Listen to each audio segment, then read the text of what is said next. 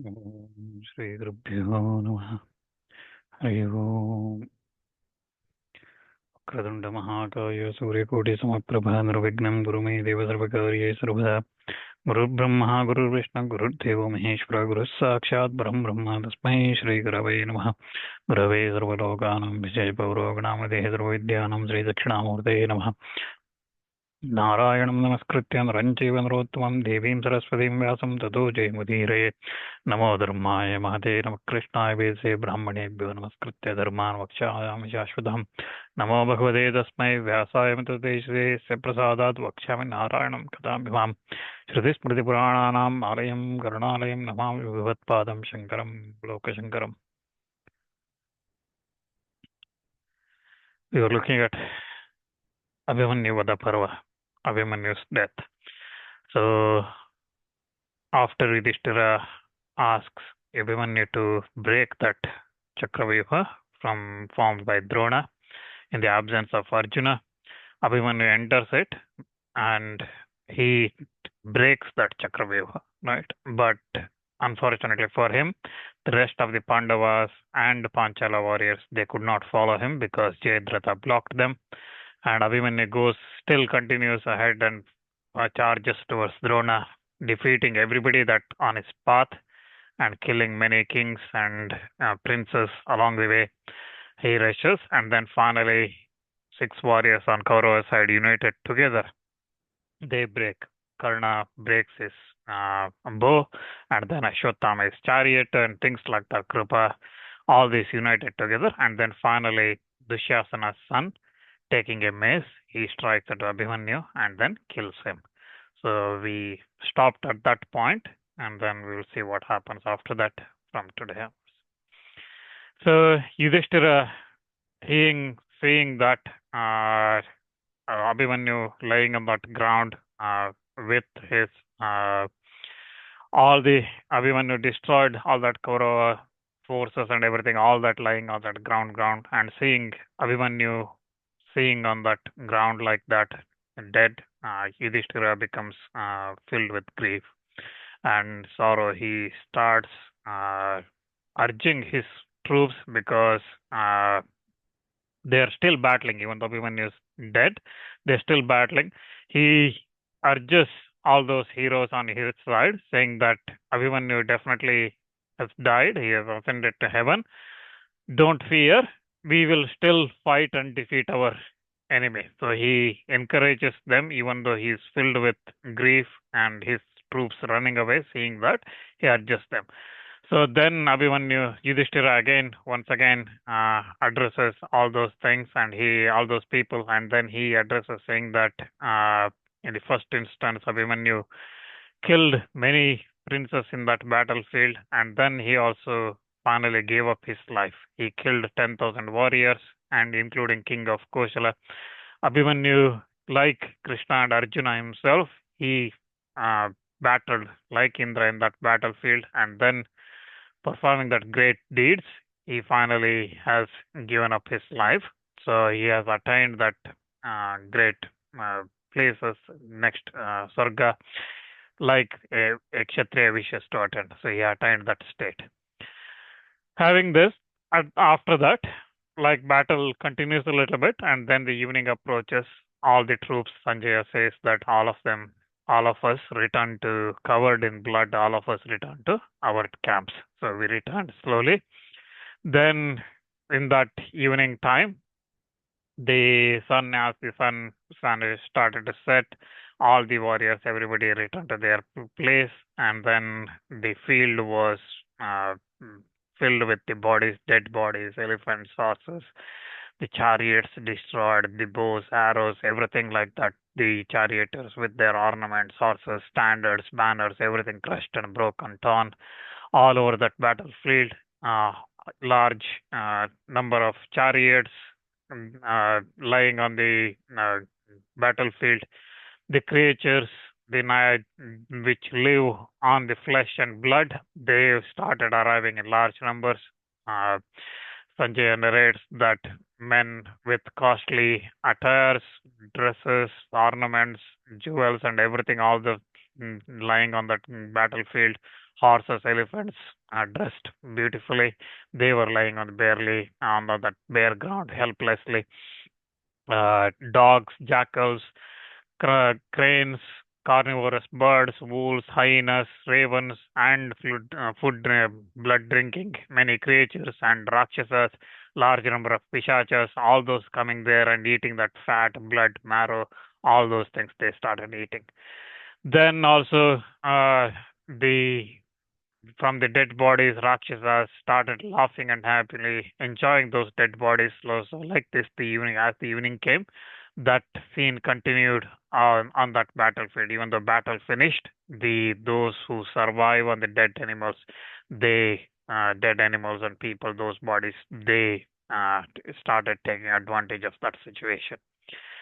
So then Sanjaya narrates what happened on the Pandava camp. He says that as the Abhimanyu's death, because of that Abhimanyu's death, Yudhishthira was in sorrow. He was brooding over the grief of death of Abhimanyu, and he, with that Abhimanyu's death, Yudhishthira was overwhelmed with grief, and he started lamentations, and he says that Abhimanyu doing in the hope of desire of doing good, he destroyed that array formed by Drona with large number of warriors, encountering all of them. He showing a great courage. He's the one who accomplished in many weapons, and he defeated many of them. And then in that battle, he defeated that Dushasana with his arrows, and we looked at that, right? Dushasana fainted and he was taken away. And also that Abhimanyu again, Yudhishthira grieves here for him, for his death, and then finally he died on the hands of Dushasana's son.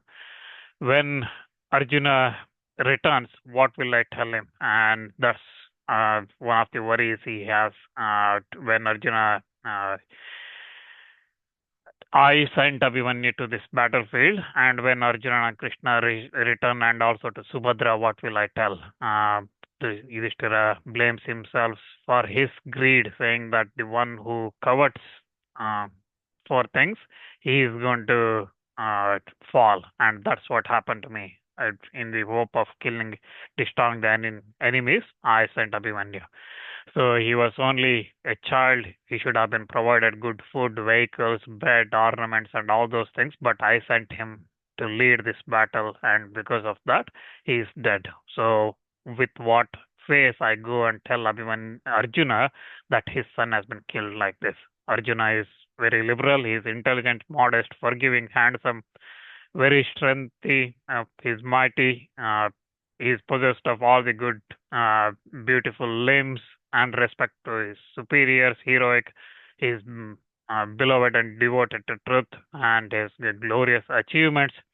And even Devatas applaud his achievements. And that Arjuna, who destroyed Nivatakavachas, Kalakeyas, we looked at this in the Vanaparva, if you remember.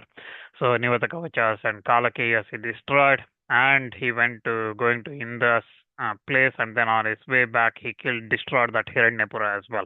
And then with he and I see with a quickly he destroyed the Paulamas, the Asuras in that Hiranyapura. So like that he destroyed. So that that Arjuna's son, we could not protect today. And so Yudhishthira grieves because of that, and he says that when Arjuna returns, what will I tell and what will how will I show my face? And it's all because of my greed and my covetousness, and because of that, Abhimanyu is dead. So here in Mahabharata, there are some chapters in between now, Yudhishthira grieving, and what happens, Arjuna returning from his battle with some Shaptakas. So there are some chapters here, and these chapters, some say that they are interpolations or later added. These are not in every edition of Mahabharata, so that's why it's not in the what we call as a critical edition, which means that it's been validated, verified with lot of manuscripts, original scripts that's there and written and things like that. So based on that, people validated, some experts have validated. So these chapters what we look now are not there. Okay, so Vyasa arriving and narrating certain things to Yudhishthira, those things are not there. But it carries a lot of useful information, and some of it comes later in Mahabharata as well. So we'll cover that quickly, just so you don't miss it. But just for your information, this is not part of the critical edition. That means some of the experts, these days experts who have validated, comparing many. Again, if you remember, Mahabharata is such a vast uh, itihasa. There are in different parts of Bharata, they have managed to gather the original scripts in different chapters or things like that.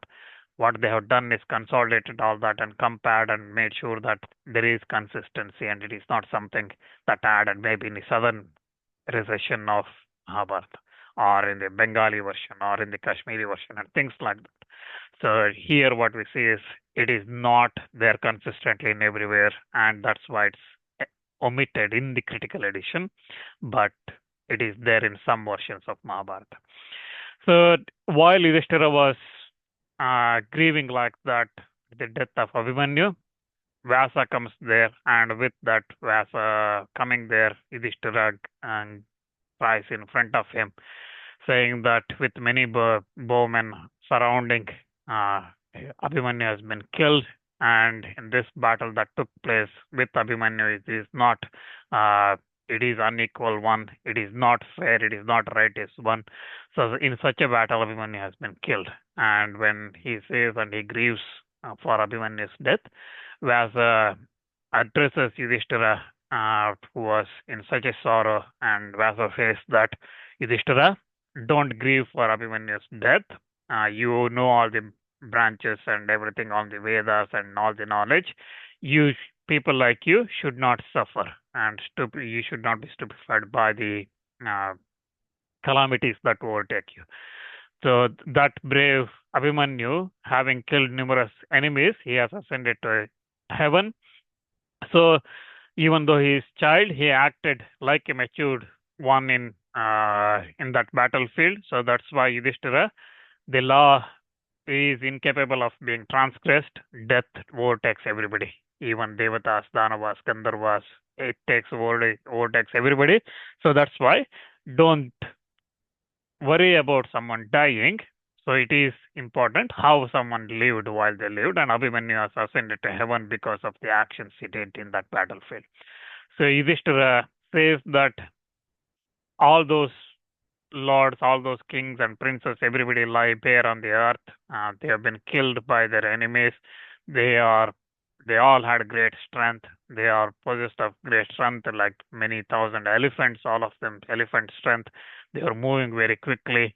They all killed in this battlefield, both on our side and their side. But I do not see a person who could kill any of them in the battle like this. The people have been killed.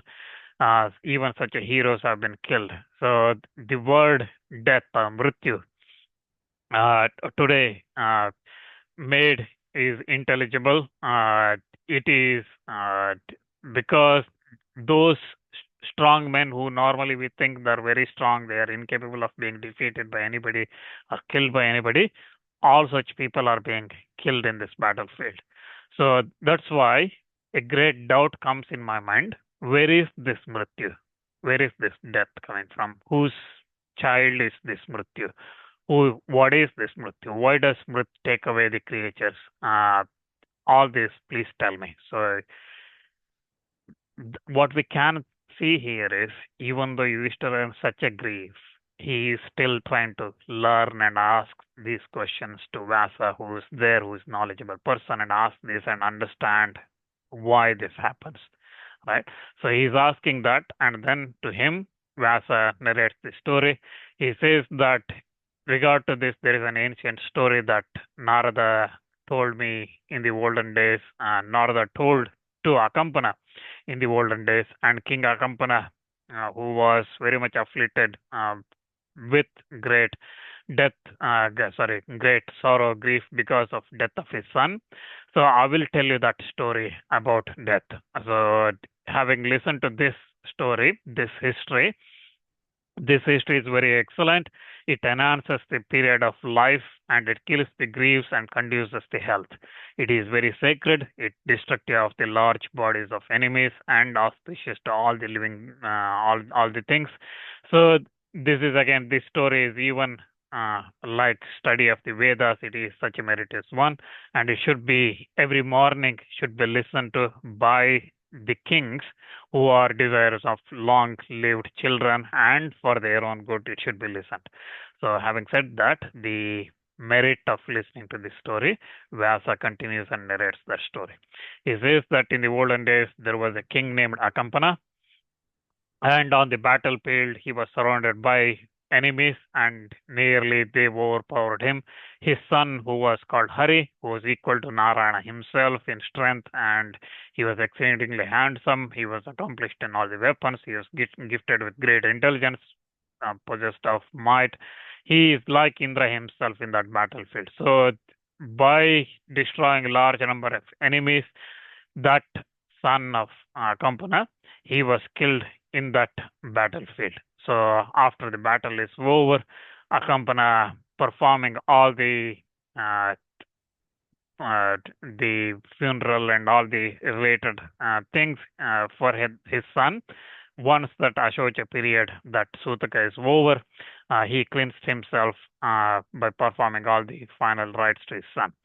So then, grieving because of death of his son, he found no happiness and he continuously grieves on this. Again, Shastra says that when a father dies, the grief is for about 6 months. And when a mother dies, the grief is for one grieves for about a year. And when a wife dies, normally people grieve till they find another wife. But on the other hand, when a son dies, when a child dies, the grief is for lifelong. There is no end to that grief. So here as well, Akampana grieves uh, continuously. Even after that battle is over, he continuously grieves. Then Narada comes there, and seeing Narada, he worships him. And then uh, king says that my son, who was like Indra himself, like Vishnu himself in splendor, he was killed on that battlefield. He died. So tell me, who is this death? What are that measures of energy of and strength and prowess of this Mrutyu? So death in Sanskrit is Mrutyu. So who is this Mrutyu? What is the strength, prowess, energy of this Mrutyu? Tell me all this. I want to hear. And Narada then starts narrating that story of Mrutyu. He says that previously, in the beginning, when Brahma created all the creatures, and those creatures with energy, he saw that all those, they did not see any signs of, Brahma did not see any sign of decay. So they all survived, and the way he created, they continued to live like that and continued to stay more and more like this. So then Brahma started to think about the destruction of this universe because it became uh, overpopulated with all type of creatures. Okay, not just human beings, every type, whether it is plants, animals, and human beings, and everything. So it became like that. Then, so for the destruction, reflecting for a while, Brahma thinks about the means of destroying his creation, which was did not see any signs of decay. So what he does is, because of he became angry in consequence of his anger, a fire came out in from the sky, and that fire started destroying everything that Brahma has created. So it started destroying all the worlds, heaven, earth, sky, everything. It started became filled with earth and the creatures, both mobile and immobile, the animals, human beings, everything that moves, and the immobile ones and plants and other things. All those things started getting destroyed by that fire. Then Shiva, also known as Tanu, he goes to Brahma and he praises him, saying that why are you destroying the creature, this beautiful creation you have done? Why are you destroying this? You should not be destroying like this. This fire is destroying, and he prays him to stop. Then Brahma, Shiva also says that you have taken great care in creating all these diverse things, and all the diverse creatures that's been created by you have been reared by you. They have been looked after by you. So those very creatures again, you are killing them through this fire, destroying them. Why? Show grace to those things. So then Brahma says that I had no desire of destroying this universe, but I desire to do good, what is good for this Prithvi. And because Prithvi, goddess Prithvi, said that it's becoming very heavy and it's being overpopulated with all these creatures. So, urged by her, I had to take some measures. And that's why this fire has came through me. And this war, this anger possessment through that this fire came through. And Rudra once again says that show grace to all these things. So this destruction is not good. Again, let creatures live, both mobile and immobile creatures, all of them, save them from this destruction. Show the grace. And from your anger again, that fire that came out, and that fire is now blasting like blasting the rocks, trees, rivers, all kind of herbs, grass, everything. It's destroying all the mobiles, all the moving and immovable creatures that you have created. So that's why Rudra once again asks for Brahma's grace and destruction and reduction of that fire.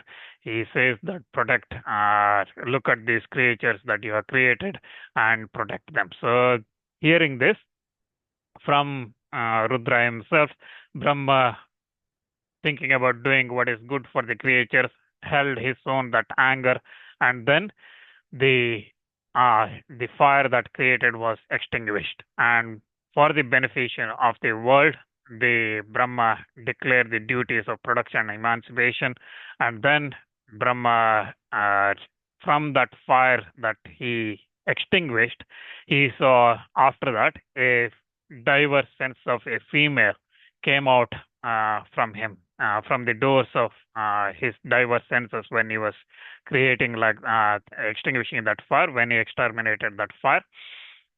A female came out who was dark, red, tawny color, whose tongue and face were red in color, and who was decked with two brilliant earrings and diverse other ornaments she was wearing.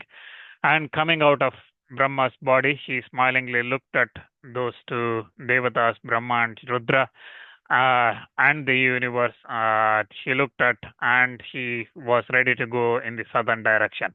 Then Brahma called her by the name Mrutyu, death, and then Brahma addresses her saying that kill all these creatures of mine. So you have been born out of anger of mine, the which I cherished for the destruction of the universe.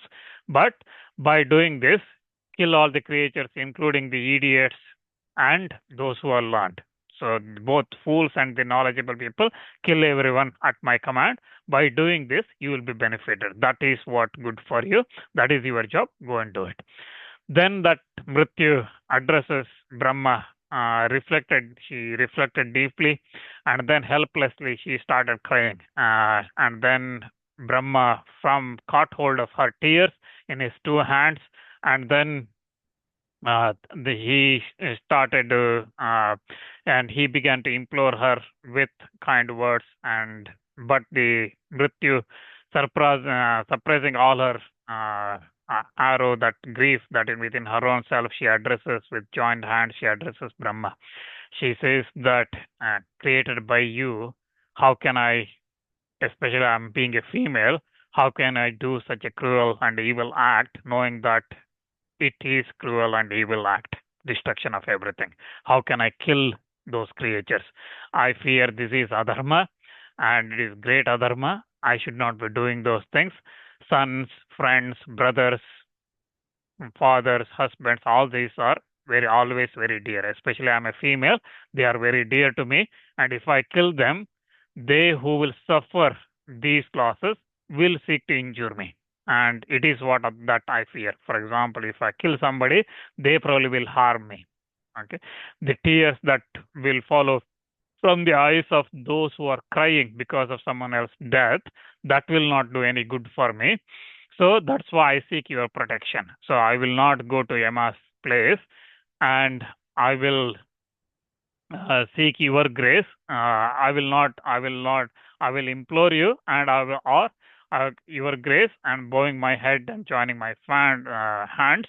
I will, I will all, I don't want to do this. So I desire, with your permission, to undergo ascetic penance. So grant me that boon, and permitted by you, I will go to excellent place called Dhenuka, and engaging in adoring yourself in that penance, I will go severest austerities there, and I will not be able to take away the dear life of the living creatures, weeping in sorrow. So protect me from this adharma. So she asks for that boon from Brahma, and Brahma says that you have been intended to achieving the destruction of the creatures. That's why you've been born. So go and destroy all the creatures. You will have no harm from these things. Even this is what you must be doing. It cannot be anything else. That's your job. Go and do it. Do, because that's what I'm asking you to do. Nobody in this world will find any fault in you. So this will not be adharma, because that is your job to do. So do it, as I say. So this is again Mrutyu here saying that I will get those who are crying. I will get. I'm fearing for them. There is another story related to Yama, for example, right? So there was a Brahmana, and his son died early age, and Brahmana became very angry, and he cursed that Yama, because you taking my life, nobody will worship you. Okay, nobody will worship you, and Yama was cursed by that Brahmana. So that's why Yama's worship is not done through Vedic mantras. It's done through Smriti shlokas and things like that. That's how Yama is worshipped. Similarly, here as well, Mrutyu is worried about people cursing, because she takes away the life breath of the creatures. Those who survive probably will curse. That's why she is worried about. But Brahma gives that assurance that she is not going to face. Then, after worshipping Brahma from desire of doing good to all the creatures, she did not set heart upon destruction of all the creatures. And Brahma also remained silent, and then he became satisfied with his own self, and he smiled at her. And then from that point onwards, the creatures continued to live as before. They were unaffected by the premature death. They continued to live happily. Uh, and this Mrutyu left Brahma's presence, and then leaving from Brahma's presence, she came to a retreat, a place called Dhenuka. Coming there, she practiced severe ascetic vows, and there she stood there for one leg for 16 koti, shatakoti years, billions of years, and then she stood for 5 times of that. Also, she did again more penance, and through pity of living creatures and from desire of doing good to them, she did all these austerities. And then again, once more, she stood there on one leg for many 20 times than 200 billion years, it says. So again, 200 Shatakoti years she did there. And then she wandered many more thousands of years. She wandered on the earth, and next going to the sacred place called Nanda, full of which is there she did in the water, she did penance. Then from Nanda, with all her sins cleansed, she proceeded to a place called sacred place called Kaushiki. There again, living upon air and water only. For her intake, she did severe austerities. Then going to Panchaganga, next to Vetasa, she cleansed. She did special austerities there as well, and emancipated her own body. Then next going to Ganga, then to Meru, she remained motionless like a stone there doing penance, and then going to Himavat, where the Devatas previously performed their sacrifices. There she remained for many thousands of years on one toe of her feet. Then going to Pushkara, Gokarna, Naimisha, Malaya, and things like that, she did penance in all those places. And after doing all that, with steady devotion to Brahma himself, she lived and gratified Brahma in every way. And then Bhagavan Brahma himself, gratified with her, with soft words, he comes and says, "O Mrutyu, why do you undergo severe austerities so severe like this?" Then Mrutyu says that creatures are living in health. They do not injure one another by even by words. They are not harming anybody. So I will not be able to kill any of them. So I desire a boon from your hands. I fear sin if I just go and kill all these good creatures. It is for that I am engaged in the severe austerities. So remove this fear from me. I am a woman. I'm in very distress because of the job you have given me. So I beg you, and you are my protector. And with that, Brahma says that you will not commit any sin by killing all these creatures. My word will not be false otherwise. So go and start destroying, kill all these creatures, kill these creatures, all these creatures. The virtue will always be yours, and Yama and diverse diseases will overtake all the creatures, and that will help. And with that, you can kill. So I myself and all the devatas will grant you boons so that you will be freed from all the sins and you will be perfectly cleansed. So when Brahma says that, Mrityu again once more says, bowing down her head, she says that if this is not to be with me, then at your command I'll place what you say. I will take that as an order. So Mrityu also asks Brahma that let covetousness, anger, malice, jealousy, quarrel, folly, shamelessness, and other stern passions tear the bodies of all the creatures. So that's why, and Brahma says, so be it. And also he says that asks her to kill all the creatures. Again assures that sin will not be yours. The teardrops that you dropped previously crying, those were held in my hands. They become the various diseases springing from the living creatures, and they will kill the men. And if men are killed by those diseases, and because of covetousness, anger, malice, jealousy, quarrel, and all those things, that comes passion and all those things, because of people started killing each other and these diseases overtake, then people will not blame you for that. You just take away their lives, people will not blame. People, for example, people will say that he died because of heart attack, he died because of that, he died, somebody killed him. Okay, like that, people will say, they will not blame you. So Brahma assures her like that. So with that, all these things overtake the creatures, jealousy, anger, quarrel, and all those things, passions, and all those things overtake, and also diseases start spring in the creatures. And with that, the Mrutyu is able to take away the breath, the life breath of the creatures. So Narada continues narrating the story to Akampana. He says that Mrityu, who was again persistently, she was persistently called by the name Mrityu by Brahma, and she finally agreed to Brahma, because otherwise Brahma might curse her for not doing the job he has assigned to her. After doing all this, uh,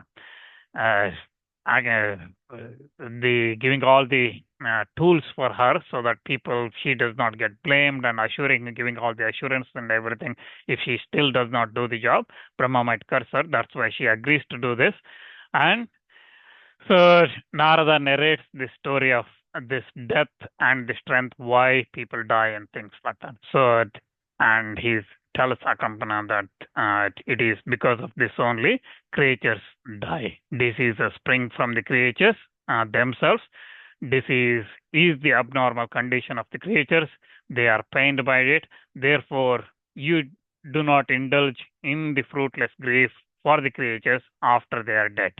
The senses upon the death of the creatures go to the later to the other world and achieving their respective functions once more, they come back with the creatures when the later is reborn. So the senses, the jiva continues. So the life continues. It will reach the other world and then it will take another birth. So that's why, thus all the creatures, even devatas included, they have to act like mortals. They at some point they all have to die. The wind that is awful, of terrible roars, great strength, omnipresent, and endued with infinite energy. It is the wind that will drive the bodies of the living creatures.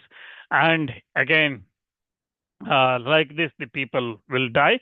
Therefore, O king, do not grieve for death of your son. So, repairing to heaven, your son is passing his days happily in that heaven, and having obtained those delightful regions, he is enjoying that regions. So, having said this, Narada says that the death has been created by the Brahma himself for all the creatures. When uh, their time comes, creatures are duly destroyed, and death of the creatures arises from the creatures themselves. Creatures kill themselves. So this is again, if you remember Udyoga Parva, where Vidura was explaining, which is known as Viduraniti, at the end of that, Dhritarashtra asked about how to overcome death, right? At that time, Vidura remembers Sanat Sujata saying that I cannot narrate this because I'm a Shudra. I should not be narrating this.